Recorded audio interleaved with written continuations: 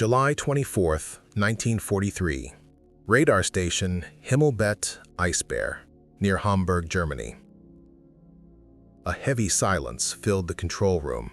Only the steady hum of electronic equipment and the wind whistling through the radar masks outside could be heard. Oberreiter Klaus Hartmann sat before the Würzburg radar console, his eyes locked on the phosphorescent green screen. His right hand rested motionless on the range adjustment knob, frozen in place as if time itself had stopped. What appeared before him defied everything he had ever been taught about radar. The cathode ray screen, normally displaying neat, distinct echoes of enemy aircraft, had turned into a blinding cluster of overlapping signals. Glowing dots, countless in number, packed so densely that they merged into one continuous mass of light. Hartmann tried to count them. Hundreds, maybe thousands, each one resembling a real formation of bombers. It was as if the entire northern sky had collapsed into his radar display. "This can't be real," he whispered. Then, with a trembling hand, he wrote in the operations log, "Either every Allied bomber in existence is attacking Hamburg tonight, or the British have discovered something beyond our imagination. The radar shows more aircraft than the Royal Air Force even possesses. My training says this must be equipment failure. My instinct says we are witnessing a new kind of warfare." From his headset came a burst of frantic radio chatter, the sound of confusion spreading across Germany's air defense network. Fighter controllers directed night fighters toward radar contacts that vanished moments later. Anti-aircraft batteries opened fire on targets that didn't exist. Searchlights swept wildly across the sky, their radar guidance systems blinded by a storm of false echoes pouring in from the North Sea to the Ruhr. Yet no enemy planes appeared. What they were seeing was not reality, but a deception made of radio waves. That night, none of the officers in Germany's vast radar defense network could grasp what was truly happening. They were witnessing the beginning of the largest electronic warfare campaign in history, the Allied operation to blind the German radar system. In the following weeks, the truth became clear. The Allies had unleashed a new weapon, electronic jamming, flooding German radar frequencies with false signals. The results were devastating. The once proud, precise radar network of the Luftwaffe was reduced to useless noise. What had once been Germany's greatest advantage had become its Achilles heel. The German command was forced to reassign more than 7,000 radar and electronics specialists from crucial weapons programs to the hopeless task of countering the new threat. A silent war had begun, a battle without gunfire, yet far more destructive than any bombing raid or naval blockade. And before Germany even understood the nature of this new conflict, it was already losing. For 4 years, from 1939 until that summer night of 1943, German confidence had rested on its mastery of radar technology. During that period, the Luftwaffe had built what military analysts regarded as the most sophisticated air defense network in existence. Companies like Telefunken and other German electronics firms had developed systems that stood at the peak of radio detection science. The Freya early warning radars could detect incoming bomber formations at ranges exceeding 120 kilometers. The massive Würzburg tracking radars could follow a single aircraft with pinpoint accuracy, guiding anti-aircraft guns or night fighters to within visual range of their targets. Along Germany's northern and western borders stretched an integrated defensive barrier known as the Kammhuber Line, named after General Josef Kammhuber, commander of the Luftwaffe's night fighter forces. This line consisted of overlapping radar boxes, each containing several ground radar stations working in coordination with a single night fighter equipped with its own airborne Liechtenstein radar. It was a revolutionary system, transforming night combat from a blind search in darkness into a calculated, almost scientific interception. In 1940, a young radar operator named Feldwebel Ernst Seemann joined the Luftwaffe's 4th Night Fighter Division. He believed deeply in Germany's technological superiority. To him, radar was more than a military tool. It was the embodiment of German genius, an invisible eye that could pierce the dark and find the enemy before the enemy even knew he was seen. But by the summer of 1943, that symbol of pride had become a sign of failure. The technology that once ensured control over the skies had been turned against its creators. That night over Hamburg, the sky itself was empty. Yet within that emptiness, Germany's defeat had already begun. What Hartmann and his comrades witnessed was not a malfunction of their machines, but the birth of a new kind of war. A war where waves became weapons and sound became a shield. From that night onward, the nature of warfare had changed forever. The invisible war had begun. The rigorous training Klaus Hartmann and his fellow operators received at the Luftwaffe's radar school in Vernoyen had ingrained in them an unshakable sense of superiority. Every procedure, every calibration, every faint signal traced on the cathode ray tube was proof of German mastery over the invisible domain of radio waves. One of those who later reflected on that confidence was Würzburg Ernst Simon, a radar operator whose surviving letter, discovered decades later in the Bundesarchiv, reveals the pride and certainty of those years. "For 3 years we hunted the British bombers effortlessly," he wrote to his family in December 1943. "We guided our night fighters to them as easily as shepherds driving their dogs toward the flock. The British believed the night protected them, but to us, they were as visible as silhouettes on a target range. We trusted our instruments completely, until that night in July when everything changed." At the heart of this confidence stood the Würzburg radar, a marvel of German precision engineering. Operating on a wavelength of 53 centimeters, roughly 560 megahertz, it could pinpoint the range of an aircraft within 25 meters and determine its angular position to within a quarter of a degree. Its broad 8-meter parabolic dish, mounted on meticulously balanced bearings, could rotate smoothly while an automatic servo mechanism kept targets locked in place. Each radar set required more than 3,000 hours of skilled labor to build and align, an investment of craftsmanship that symbolized the technical might of the Reich. By the middle of 1943, this network of radar stations stretched like an electronic fence from Norway down to the French coast, a net of detection that Allied bomber crews both feared and respected. The effect was devastating. Throughout 1942 and the early months of 1943, losses among RAF Bomber Command rose steadily as the German night fighter force refined its deadly coordination between radar and interception tactics. In March 1943, during the raids on Berlin, 5.2% of all aircraft dispatched failed to return. 3 months later, in June, attacks over the Ruhr industrial region resulted in 4.7% losses. These figures were catastrophic, unsustainable by any strategic standard. Air Chief Marshal Arthur "Bomber" Harris calculated grimly that at such a rate, Britain would run out of trained crews long before Germany ran out of cities. Nor were the Americans spared. The U.S. 8th Air Force, flying daylight missions deep into German territory with B-17 Flying Fortresses and B-24 Liberators, faced their own nightmare.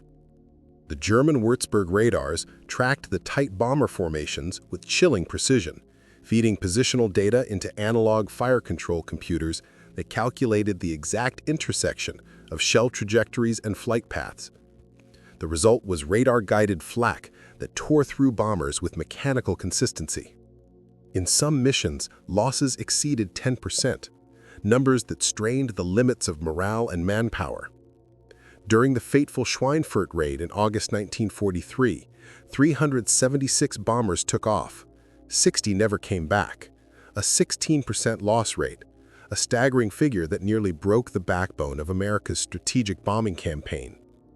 Yet, while German radar operators and commanders celebrated their apparent dominance, they had no idea that across the Channel and the Atlantic, scientists were quietly preparing a counterstrike that would rewrite the rules of electronic warfare. In laboratories hidden within nondescript buildings, two great centers of research were leading the charge: the Telecommunications Research Establishment in Malvern, England, and the Harvard Radio Research Laboratory in Cambridge, Massachusetts. Since 1942, both had been working in total secrecy on one objective: to make German radar blind. Among the British team at TRE was a young Welsh physicist named Joan Kern. Her experiments were deceptively simple, yet revolutionary. She discovered that strips of aluminum foil, when cut to half the wavelength of German radar frequencies, could reflect radar signals as strongly as a real bomber. Each strip, costing less than a penny, could mimic the radar signature of a heavy aircraft. When thousands of these pieces, later known as chaff, were released from an aircraft, they would drift slowly through the air, creating a cloud of false echoes on enemy radar screens. To the operators, these reflections appeared as massive bomber formations, overwhelming even the most advanced radar displays. It was an elegant form of deception, the simplest material producing the most chaotic effect. But despite the brilliance of the idea, its implementation was stalled for over a year, not by technical obstacles, but by strategic fear. British intelligence had learned that German scientists had already developed an almost identical concept, which they called Duppel, named after the Berlin district where it had been conceived. Thus, both sides possessed the same tool, a weapon that could blind the enemy's radar system, yet neither dared to use it first, fearing mutual destruction of their own early warning systems. Within Britain, the debate reached the highest levels of government. Professor Frederick Lindenmann, Winston Churchill's chief scientific advisor, argued passionately against deploying the system, which the British had codenamed Window. He feared that once used, the Germans would immediately replicate it, rendering both nations equally blind. What no one could foresee was that this very hesitation, this year-long stalemate, would give the Allies just enough time to perfect their technique. When Window was finally released over the night skies of Hamburg in late July 1943, it would alter the balance of the air war forever. The night the skies went blind. During the tense meetings of Britain's war cabinet, Professor Frederick Lindenmann voiced a grave warning. If we release this device, he cautioned, the Germans will imitate it at once, and the result will be the collapse of our own radar defenses when they return to bomb us. His argument, shaped by memories of the Blitz, carried weight. Consequently, both Fighter Command and Anti-Aircraft Command agreed to postpone the use of the mysterious new countermeasure. For over 13 months, the invention, later known as Window, remained locked away, its potential untapped. By the summer of 1943, however, the strategic situation had shifted beyond recognition. The Luftwaffe's bomber arm, once a constant threat to British cities, had been largely diverted eastward to confront the Soviet Union. Air raids over Britain had dwindled to little more than occasional nuisance attacks. More importantly, British scientific intelligence confirmed that the Germans had made no progress in developing radar frequencies resistant to Window. The calculus was clear, the risk was now minimal, and the opportunity immense. The time had come to unleash the weapon. The decision was made to employ it during Operation Gomorrah, the planned assault on Hamburg, an offensive that would not only devastate the city, but also introduce a new era of electronic warfare. Once approved, production began at a pace rarely seen in wartime industry. Factories associated with the Ministry of Aircraft Production were mobilized, converting assembly lines to manufacture the simple yet revolutionary material. Each bundle of window consisted of roughly 2,200 narrow strips of aluminum foil glued to thin paper, each measuring about 27 centimeters long and 2 centimeters wide. Initially, these strips were cut and tied by hand, often by female workers newly recruited to the wartime labor force. Within weeks, semi-automated machines were introduced to meet demand as output soared. By late July 1943, British factories were producing more than 200 million strips every week, enough to supply every bomber dispatched against the Reich. The operational rollout was carried out with secrecy and precision. On July 23rd, 24 selected crews of Avro Lancaster bombers gathered for a confidential briefing. They were told they would be deploying an unfamiliar device, harmless in appearance yet potentially decisive. Among those present was Flight Lieutenant Harold Martin, a veteran of the famous Dam Busters raid. In his flight log, he later described the briefing. "We were instructed to throw out packets of what looked like shiny Christmas decorations through the flare chute, one every minute, timed by a stopwatch. The intelligence officers claimed these bits of foil would blind German radar completely. Most of us thought they'd lost their minds. How could strips of metal bring down the most sophisticated air defense network in the world?" The following evening, July 24, 1943, unfolded like countless other nights in Bomber Command's campaign. Across eastern England, ground crews readied 791 aircraft for the massive assault on Hamburg. Lancasters, Halifaxes, Stirlings, and Wellingtons were loaded with their usual cargo, high explosives and incendiaries. The plan was brutal in its simplicity. First, shatter the roofs and windows with blast bombs, then ignite the exposed interiors with over 350,000 incendiary devices, turning entire districts into firestorms. But this mission carried an additional secret payload. Alongside the bombs, each aircraft carried crates of window packed tightly near the flare chute. Crews were to release them every 60 miles during their approach to the target, maintaining a continuous trail of radar confusion. By the final hour of the mission, the skies would be thick with aluminum ghosts. Meanwhile, at radar stations stretching across northern Germany, nothing appeared out of the ordinary. Operators settled into their night routines, monitoring the glowing green traces on their screens. At Station 3G, Oberfeldwebel Hartmann finished his system checks. The Würzburg radar, known by its call sign Canoni 3, responded perfectly to calibration signals. Communications with fighter control at Stade were clear, and the air defense network stood ready for another routine night of guiding interceptors toward incoming bombers. Just before 22:30 hours, long-range Freya radars began detecting large formations assembling over eastern England. To the experienced controllers, this was entirely normal, the prelude to another British night raid. At 1st Fighter Division headquarters in Metz, staff officers began plotting the course of the incoming aircraft, estimating possible targets based on their headings. The pattern suggested a likely strike on either the Ruhr industrial region or Hamburg itself. Airfields across the Netherlands and Denmark were alerted, and night fighter squadrons prepared to scramble. Then, at exactly midnight, as the bomber stream crossed the German coastline near Cuxhaven, every radar operator from Schleswig to Bremen witnessed the same inexplicable phenomenon. The screens, moments earlier showing the steady, predictable arcs of approaching bombers, suddenly erupted in a storm of echoes. Thousands of bright returns filled the displays, overlapping and shifting chaotically. Instead of neat, trackable targets, operators saw what one later described as a blizzard of ghosts. The entire Luftwaffe radar network had been blinded, not by bombs or sabotage, but by clouds of drifting metal strips falling silently through the dark sky. At Radar Station 3G, Oberfeldwebel Klaus Hartmann sat frozen before his console. Only minutes earlier, his screen had shown 3 distinct formations approaching from the west, crisp, steady returns like he had seen countless times before. But now the display had transformed into chaos. The clear echoes of individual aircraft had dissolved into a dense, shimmering fog that spread across a 30-kilometer front, suggesting an impossible number of enemy bombers.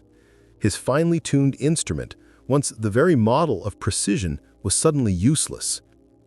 In command centers throughout northern Germany, confusion erupted instantly. Fighter controllers, trained to interpret radar tracks and vector interceptors with mathematical precision, found themselves issuing meaningless directions. "There are bombers everywhere," one officer at Stade shouted into his microphone. "We can't isolate any single group. The radar shows solid returns across the whole sector." The control rooms, usually calm and clinical, descended into frantic noise. At the master searchlight batteries, the chaos was no less complete. Their radar-linked guidance systems, normally capable of pinpointing enemy aircraft in pitch darkness, now flooded with identical phantom signals. Should the crews direct the lights where the radar indicated? Every bearing appeared crowded with targets, yet the sky, when illuminated, remained empty. Blinding beams swept wildly across the night, illuminating nothing but drifting clouds and smoke. The anti-aircraft batteries, utterly dependent on radar data to aim their guns at invisible bombers, faced the same paralysis. Their Würzburg radars fed impossible numbers, hundreds of echoes at every altitude and range, no consistent pattern. Predictor computers, the mechanical brains calculating firing solutions, simply could not compute the chaos. Some flak batteries, desperate and disoriented, fired sporadically into the general area of the radar activity, wasting ammunition and revealing their own positions. Others ceased fire entirely, their commanders realizing that blind shooting was worse than useless. Meanwhile, in the cockpits of Bf-110 and U-88 night fighters climbing to intercept, the same bewilderment unfolded. Their airborne Liechtenstein radars, normally invaluable for locating bombers hidden by darkness, had become just as useless as the ground systems. Instead of clear blips marking the path to their targets, the screens glowed with a storm of false echoes. Major Heinz Wolfgang Schnaufer, already one of the Luftwaffe's leading night fighter aces with 19 confirmed kills, later described the experience in his combat report. Quote, "Everywhere I turned the antenna, the radar displayed contacts, dozens, hundreds. But when I approached them, they vanished or multiplied again. We couldn't tell which were real. It was as though the air itself had turned against us." The fighters circled aimlessly, searching the darkness for shapes that never appeared. The British bomber stream, meanwhile, pressed on toward Hamburg, unopposed and invisible. That night, 791 British bombers crossed into German airspace. For the first time in years, they faced almost no organized resistance. Only 12 aircraft failed to return, a loss rate of barely 1.5%, compared to the 5% that had been considered normal on previous missions. Flight Lieutenant Harold Martin, one of the Lancaster pilots, described the surreal experience in his post-mission notes. Quote, "The searchlights wandered aimlessly, never locking on to us. The flak came up only in short, scattered bursts, clearly unguided. We didn't see a single night fighter. The officers had been right. Those bits of foil had blinded the Germans completely." As the bombers neared Hamburg, the Pathfinder force took over. Using the newly operational H-2S ground mapping radar, operating at centimeter wavelength, the lead aircraft identified the city's contours and waterways with remarkable clarity. Marker flares ignited precisely over the planned aiming points, and wave after wave of bombers dropped their loads with devastating accuracy. High-explosive bombs tore open roofs and walls across the Altona and Neustadt districts, while the following waves of incendiaries, some 350,000 in total, cascaded into the wreckage, igniting fires that quickly merged into a single inferno. The flames could be seen from 200 kilometers away. By the time the last bomber turned for home, Hamburg had become an ocean of fire.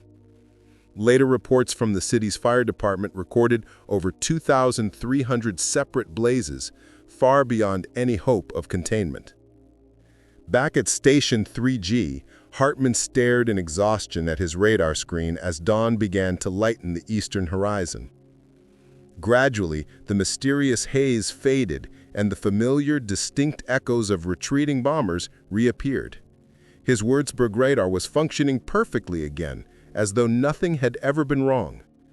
But for Hartmann, and for every radar operator in northern Germany that night, the psychological damage was done. The unshakable faith they had placed in their machines, the belief that German radar superiority made them invincible, had been shattered in a single night by clouds of harmless aluminum strips. It was the moment Germany realized that a new invisible front had opened, one that no searchlight, gun, or fighter could ever see. The night Germany lost its invisible shield. In the early hours after the Hamburg raid, Oberfeldwebel Klaus Hartmann sat at his desk inside the battered radar station 3G, writing in the logbook with a trembling hand. He recorded, quote, "We have been blinded by a weapon we neither understand nor can resist. If the British can repeat this, then our entire defensive system has already ceased to exist." Across the hierarchy of the Luftwaffe, a wave of disbelief turned quickly into alarm.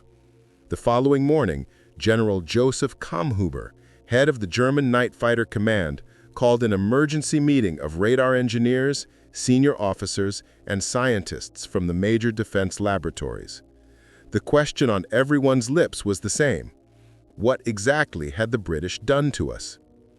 Initial reports were filled with speculation.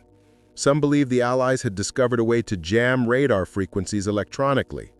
Others whispered about some new material that absorbed radio waves, a kind of invisibility shield. But the reality that soon emerged was simpler and infinitely more disastrous. When dawn broke over the ruins of Hamburg, soldiers and emergency crews discovered the answer scattered across the devastated streets. Millions of thin metallic strips hung from burned-out trees, blanketed rooftops, clogged the gutters, and drifted like snow across the canals. Children picked them up out of curiosity. Firefighters brushed them aside to reach smoldering debris. Samples of the strange foil were quickly sent to Dr. Hans Pendele, the Reich's chief authority on high-frequency research. He placed the shiny fragments under laboratory instruments and within hours reached a horrifying conclusion. The British had finally deployed a radar countermeasure the Germans themselves had invented and had never dared to use. The German version had been codenamed Duppel after the suburb of Berlin where it was developed. It was the same idea: small, lightweight strips of aluminum cut precisely to half the wavelength of the enemy's radar frequency. When dropped in the air, these strips created thousands of false radar echoes, a blizzard of deception that made real aircraft indistinguishable from ghosts. The implications hit the Luftwaffe leadership like a hammer blow. Germany possessed no ready solution, no rapid way to adapt. Military planners had always assumed that British radar technology lagged far behind their own. Therefore, countermeasures to Duppel had never been a priority. Now, with the Allies having used it first, the illusion of German technological superiority collapsed overnight. General Kammhuber, later interrogated by Allied officers after the war, admitted that the timing of the British attack could not have been more catastrophic. "Had they introduced this half a year earlier," he said, "we might have redesigned our systems to operate on new wavelengths. But by July 1943, every factory was already at its limits." Germany's electronics industry was suffocating under the demands of total war, producing guidance systems for the V-2 rocket, radar for night fighters, and components for anti-aircraft networks.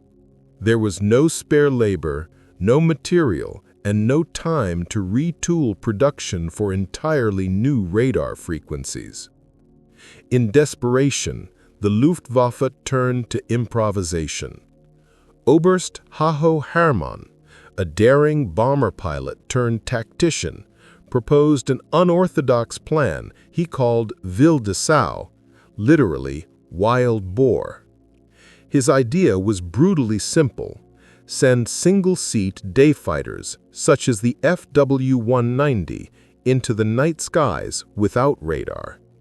Instead of depending on instruments, these pilots would rely solely on their eyes, attacking bombers silhouetted against the glow of searchlights and the fires raging below. It was a crude and dangerous tactic, but it offered the only immediate answer. The method brought some initial success. A handful of British bombers were indeed shot down, yet the cost was staggering. Day pilots, untrained for night combat and lacking the instruments needed for darkness, frequently crashed or were mistakenly targeted by German flak batteries. The skies over Germany became as perilous for the defenders as for the attackers. The Luftwaffe's pride in its radar network, once the envy of the world, was gone.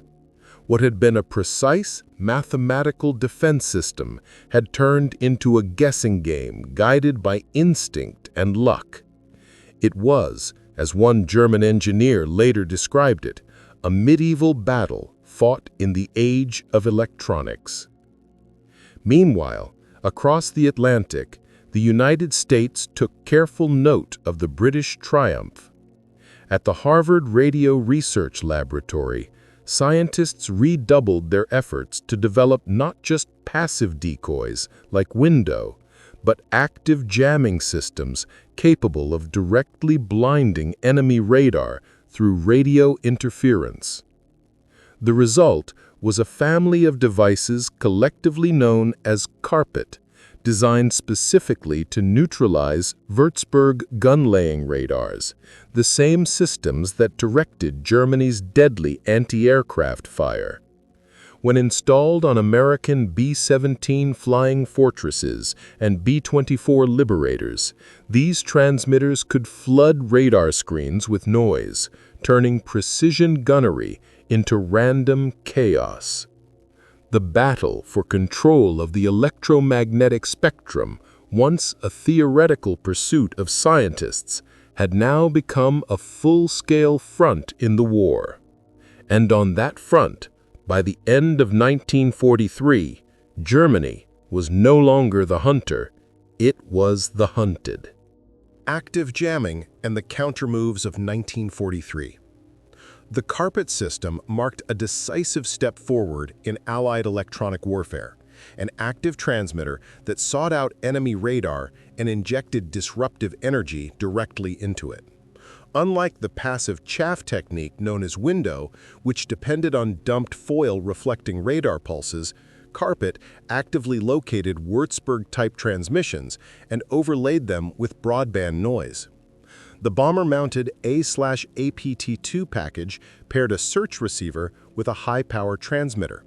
The receiver scanned for the characteristic pulse pattern of German gun-laying radars, and when a match was detected, the transmitter dumped a jamming signal onto that same frequency instantaneously. For the Luftwaffe radar crews, the impact was immediate and disorienting. Screens that had once shown tidy, trackable echoes filled instead with an indecipherable wash of interference. Precise plots became meaningless, and target discrimination broke down. A countermeasures officer with the 384th Bomb Group, Technical Sergeant Robert Chen, described the operational routine in a December 1943 report. His B-17 carried 2 carpet units, and using an AN/APR-4 search receiver, he would lock onto a Würzburg emission, set a jammer to that frequency, and switch it on. From the aircrew's vantage, the results were plainly visible. Bursts of flak that had been tracking the formation with machine-like accuracy lost their focus and began to scatter, shells arcing unpredictably instead of converging. The transition from methodical, radar-directed fire to chaotic, ineffective barrages was apparent and, to Allied crews, deeply gratifying. Measured effects were dramatic. By the autumn of 1943, the combination of passive chaff, window, and active barrage jamming, carpet, is estimated to have cut German anti-aircraft efficiency by roughly 75%. Statistical analysis compiled by the 8th Air Force showed striking improvements on missions that employed both countermeasures. Flak losses fell from about 2.5% to near 0.4%, while instances of major battle damage dropped from approximately 5.5% to 0.8%. Those percentage shifts translated into hundreds fewer aircraft destroyed and thousands more crewmen surviving missions, a life-saving effect produced not by armor or guns, but through control of the electromagnetic environment. Predictably, German laboratories responded with urgency. Research centers across the Reich shifted into overdrive, trying to blunt the new Allied techniques. One line of inquiry, codenamed Laus, literally lice, tested the premise that chaff descended slowly compared with the forward speed of aircraft. If radar systems could separate slow, drifting echoes from fast, aircraft-like returns, detectors might be able to filter out chaff. Another strand concentrated on making radars frequency agile. If sets could hop rapidly among bands, enemy jammers would struggle to follow and lock on to every channel. Engineering advances produced a partial reprieve for German night defenses by late 1943 in the form of the FUG-220 Liechtenstein SN2. Operating down near 90 MHz, well below the frequency window had been optimized to spoof, the SN2 exploited lower frequency propagation characteristics to see through clouds of aluminum chaff that had blinded earlier receivers. Its distinctive antenna array, the Hirschgeweih, commonly called stag's antlers, consisted of 8 large dipoles projecting from the aircraft's nose to achieve the necessary gain in pattern. For several months, this airborne set restored a measure of operational capability to night fighters, allowing crews to re-isolate genuine bomber echoes amid the clutter. Major Heinz Wolfgang Schnaufer, later recognized as the Luftwaffe's most successful night fighter ace, credited the SN2 with reviving his effectiveness. In a technical submission to Night Fighter Command in February 1944, he explained that the new radar let him separate true bomber returns from deceptive chaff and reposition for attack, a capability that briefly turned the tables back in Germany's favor. That advantage proved short-lived. Allied signals intelligence and technical exploitation were relentless.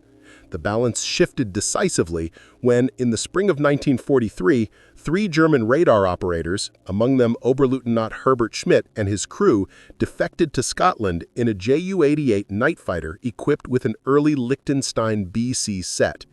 The aircraft reached an RAF field largely intact and provided British scientists with a trove of first-hand hardware and operational insight.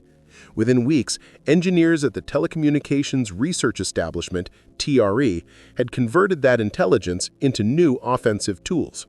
One such response was the passive direction-finding receiver known as SIRAT, or SIRAT in some reports, developed by TRE to detect transmissions from Liechtenstein radars and deliver bearing information to Mosquito night fighters. Using SIRAT, Mosquitoes could home in on the emissions of German night fighters themselves, effectively turning the enemy's radar into a beacon for interception. In this episode of the Air War, the battle for mastery of radio frequencies proved decisive. A sequence of technical innovations and counter-innovations moved the contest off runways and gun sites and into a realm where signals and noise determined outcomes. A single transmitter, a simple strip of foil, or a captured radar set could change the fate of squadrons and, by extension, cities. By mid-1944, the roles in the night skies had reversed. German night fighters, once the hunters of Allied bombers, now found themselves vulnerable, their own radar emissions acting like beacons for British crews who had turned German technology against them. This vulnerability was painfully highlighted in July 1944 when a Ju-88G1 from the 7th Staffel of Nachjagdgeschwader II, equipped with what was considered the secure FUG-222 SN2 radar, an FUG-227 Würzburg detector, mistakenly landed at RAF Woodbridge. The crew had confused British navigation signals for familiar German beacons, allowing the aircraft to be captured nearly intact with all its advanced electronic systems fully operational. The British immediately examined every component of the radar suite. Within days, engineers at the Telecommunications Research Establishment had begun developing countermeasures precisely calibrated to neutralize the SN2. Every technical detail, frequency ranges, antenna design, pulse timing, and operational procedures was mapped, allowing the Allies to create a new generation of electronic jammers. Among these, the Piper system was rapidly deployed. Installed in heavy bombers of the RAF's 100 group, Piper projected a protective cone of interference behind the aircraft, within which following formations of bombers could navigate with significantly reduced risk from German night fighter attacks. The operational impact was immediate and decisive. Losses among RAF bomber streams, which had been severe during the winter 1943-44 Berlin raids, dropped sharply once Piper-equipped missions became standard. German night fighter crews faced a completely transformed battlefield. Their once reliable radars now provided false or obscured readings, leaving them blind to approaching Allied formations. The psychological effect was devastating as well as the tactical one. Experienced radar operators, including Feldwebel Ernst Zimmermann, who had entered the conflict confident in Germany's technological edge, documented their despair in November 1944. "We are losing the electronic war on all fronts. Every radar we deploy is rendered ineffective within weeks. Allied aircraft exploit our own transmissions to locate and attack us. American bombers, previously vulnerable to precise anti-aircraft fire, now penetrate our defenses with impunity. We are reduced to relying on visual spotting alone, as though we were still flying in the last war, while the enemy dominates a domain we cannot even see." The material and human cost to Germany was immense. By this point, over 7,000 electronic specialists, engineers, and scientists, roughly 90% of the Reich's high-frequency radio workforce, had been redirected from advanced weapons programs to the futile effort of keeping pace with Allied jamming. Factory lines that could have been producing radar for aircraft, fire control systems for tanks, or guidance systems for rockets were instead in a constant cycle of reconfiguration. Each newly developed radar system obsolete almost immediately after entering service. This technological struggle also forced dramatic adjustments in production priorities. Aircraft manufacturing expanded, anti-aircraft gun factories worked overtime, and every other possible resource was mobilized to compensate for the loss of radar reliability. Yet despite these frantic efforts, the strategic advantage had irrevocably shifted. The Allies had seized the electromagnetic spectrum, transforming it into a theater of warfare in which German forces, no matter how sophisticated their machinery or highly trained their operators, were perpetually a step behind. The cascading consequences went far beyond individual missions, shaping the outcome of bombing campaigns and ultimately undermining Germany's broader war production and air defense strategies. By the summer of 1943, nearly half of Germany's fighter aircraft had been redirected to defend the homeland rather than supporting frontline operations on either the eastern or western fronts. At the same time, heavy anti-aircraft artillery installations within Germany had grown by more than a quarter, demanding vast quantities of ammunition, manpower, and maintenance. This shift in allocation was a direct but unintended consequence of Allied electronic warfare, as radar jamming and false target generation forced German planners to prioritize air defense over offensive and frontline support operations. The front lines felt the strain acutely. Units that previously enjoyed dependable air cover now faced critical gaps, as experienced pilots and aircraft were reassigned to protect cities and industrial centers from bombers that German radar could no longer reliably detect or engage. The personnel requirements were staggering. Anti-aircraft batteries alone eventually absorbed roughly 1 million men and accounted for a quarter of Germany's entire ammunition production, siphoning off forces that could otherwise have been deployed to defend crucial positions on the Eastern Front or the beaches of Normandy. The human toll was mirrored in the psychological strain on radar operators and fighter crews. Klaus Hartmann, whose radar station had first encountered the Allied window chaff on the night of July 24, 1943, kept a private log that documented the progression from confidence to confusion and ultimately to despair. By August of that year, he noted, "We modify our tactics constantly, yet the British adjust more rapidly." By December, he recorded a grim acknowledgement, "We are outmatched, not merely in numbers, but in the very capabilities of our electronic systems." By March 1944, Hartmann concluded that German radar forces could no longer hope to regain the upper hand. "The enemy understands every facet of our systems and counters every measure we deploy. We are operating blind against an opponent who sees with perfect clarity." The collapse of German air defenses reached its peak during the Allied invasion of Normandy in June 1944. D-Day operations showcased the most sophisticated electronic deception of the conflict. Operation Glimmer and Operation Taxable employed a combination of radar reflectors suspended from balloons and precise deployments of window from specialized aircraft to simulate massive invasion fleets advancing on the Pas-de-Calais. German radar operators, already fatigued by months of electronic disruption, were unable to distinguish between actual assault forces and fabricated signatures. This confusion allowed the Allies to achieve surprise at the true landing zones, directly contributing to the success of the Normandy landings. By the conclusion of the war, American heavy bombers routinely carried multiple electronic countermeasures systems. The AN/APT-2 carpet jammer became a standard feature, with over 14,000 units produced, surpassing the combined production of all other Allied electronic warfare devices. RAF bombers similarly carried extensive jamming equipment, with the 100 Group operating specialized aircraft that accompanied bomber formations to generate protective cones of interference, drastically reducing losses. These measures reflected not only the industrial capacity of the Allies, but also the central strategic importance placed on denying the Germans effective radar coverage. The technological developments of the period had far-reaching implications. Electronic warfare, which had barely existed before 1940, had evolved into a decisive element of modern combat. The ongoing cycle of radar countermeasures and counter-countermeasures demonstrated the temporary nature of technological superiority and highlighted an enduring principle.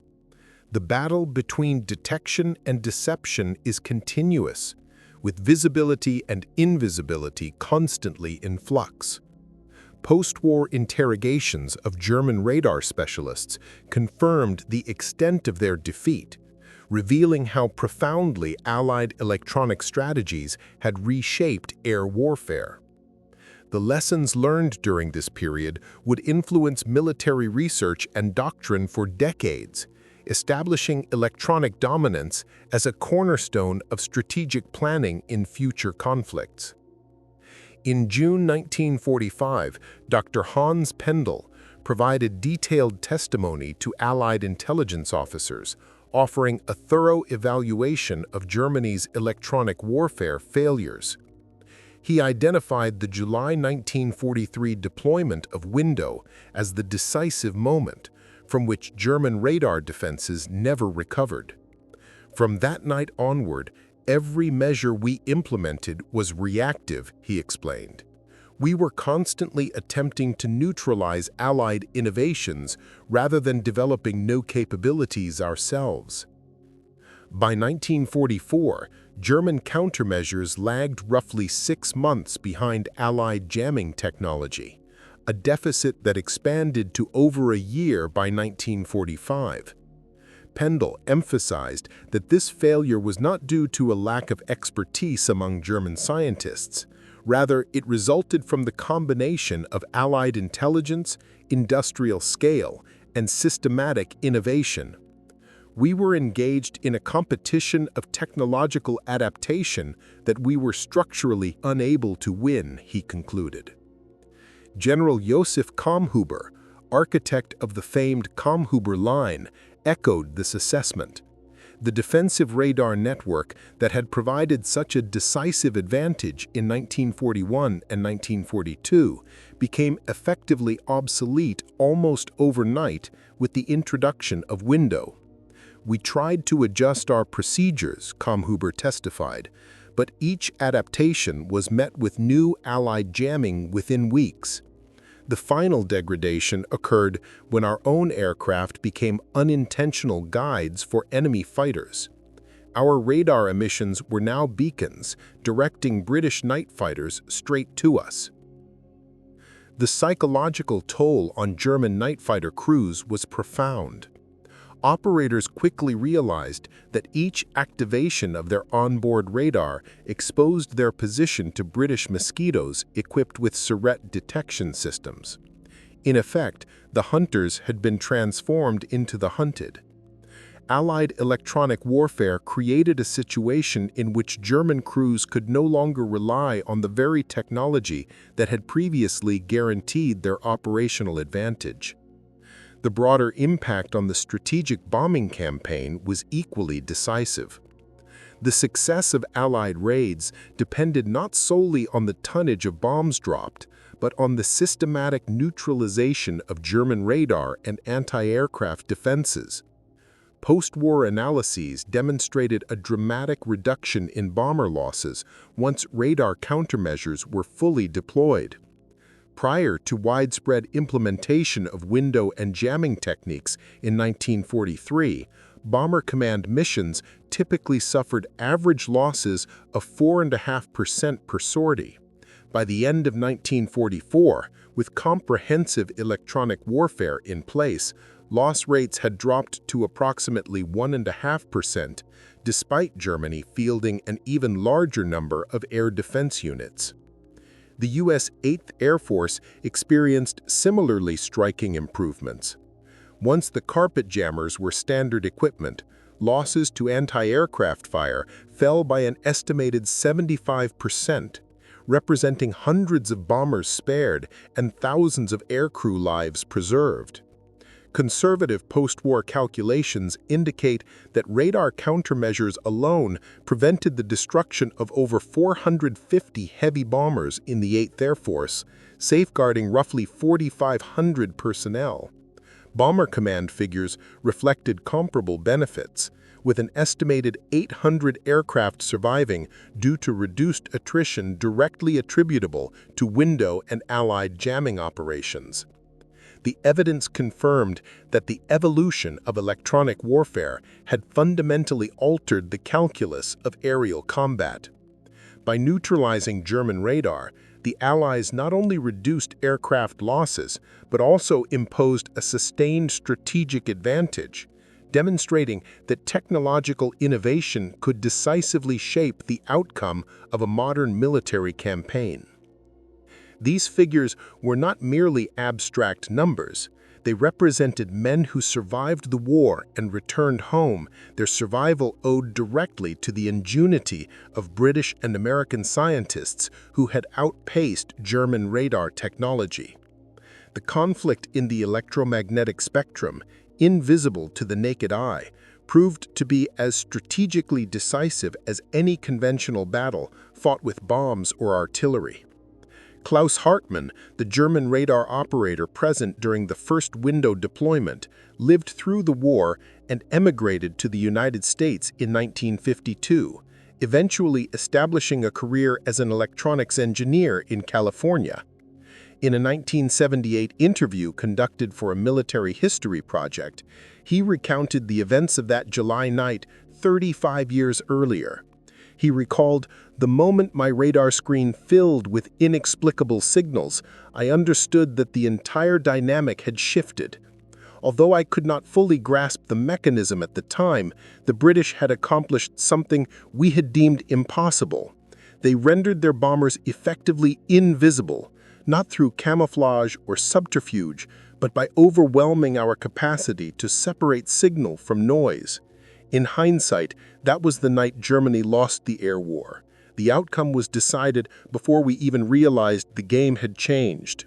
The experience of German radar operators confronting Allied electronic countermeasures remains one of the most striking reversals in military technology.